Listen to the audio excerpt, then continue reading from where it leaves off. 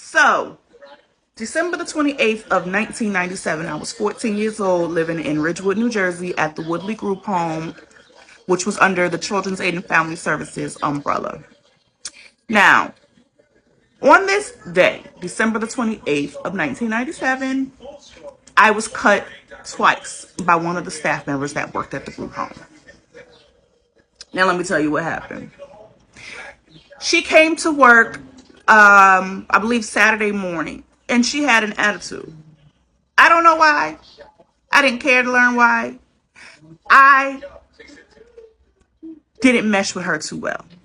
She was one of those type of people who had selected girls at the group home that she dealt with, and everyone else could kiss her ass and not speak to her, basically.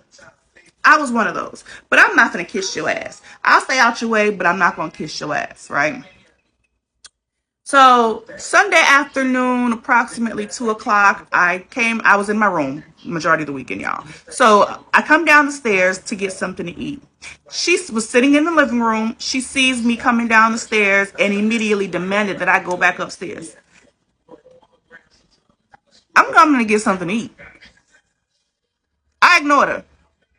I went into the kitchen. I fixed something to eat. I sat down at the island, ate the food. She follows me into the kitchen, talking shit. So I'm like, yo, because there was another staff there named Mary.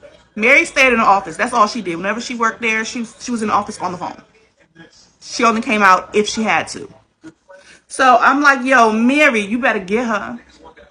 Mary ignored me, continued her phone conversation. Shereen thought that was hilarious. So I went into the living room, laid on the couch, and was reading a book called Fly Girl by Omar Tyree. She comes into the living room and starts the bullshit, continues the bullshit. I get up, I go into the piano room. She follows me in there with the bullshit. I go back into the kitchen area and knock on the office door. She follows me. I go outside onto the front porch. She follows me. Now, on the front porch, I smoked a cigarette with two of the other girls that were residents at the group home. When we got finished smoking a cigarette, we went into the house, into the kitchen area. By the time we got into the kitchen area, it was two other girls in the kitchen. So the five of us were sitting around the island. I'm still trying to get Mary's attention because I started feeling like something was going to happen. And even now to this day, when I start feeling like this, something always happens. And it's like a rush. My spidey senses are heightened. I'm really, really alert. I know something is getting ready to happen, so I'm kind of paying attention to everything that's going on around me and preparing myself just in case. And normally something does happen. So I'm still trying to get Mary's attention. Mary would not open that office door. Shereen comes out of the office and stands maybe 2 good feet away from me, still talking shit. But this time she's saying that she'll get me put out the group home. She can say whatever the fuck she wanted to say. They'll believe her before they believe me. She'll get me put out.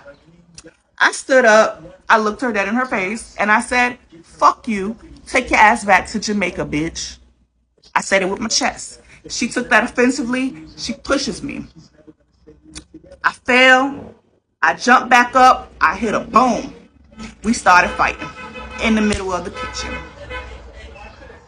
Mary comes out of the office and breaks it up, or tries to break it up. She's asking the other girls to help her break it up.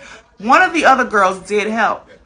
She grabbed me and kind of turned my body to, stop us from fighting. When she did that, I felt what I thought was a punch to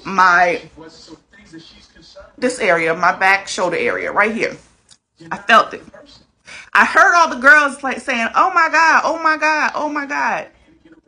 I turned around to see what the oh my God was about. I see Mary pushing Shereen towards the office. Okay?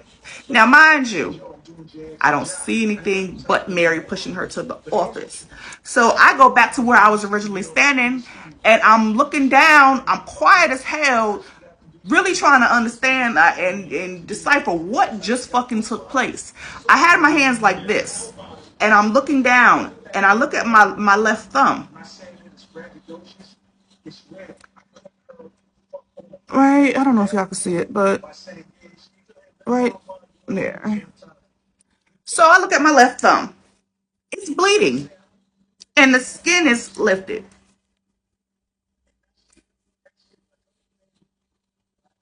And then I said it out loud. Did this bitch cut me? She cut me. And then one of the other girls was like, yeah, in your back too. I was like, what do you mean in my back? My back. And then I went like this, and I felt the hole in my shirt, and I touched it, and immediately, y'all, it was like pain. I felt the fucking pain. I was stabbed, cut, however they want to put it. This lady took a knife and pushed it in my body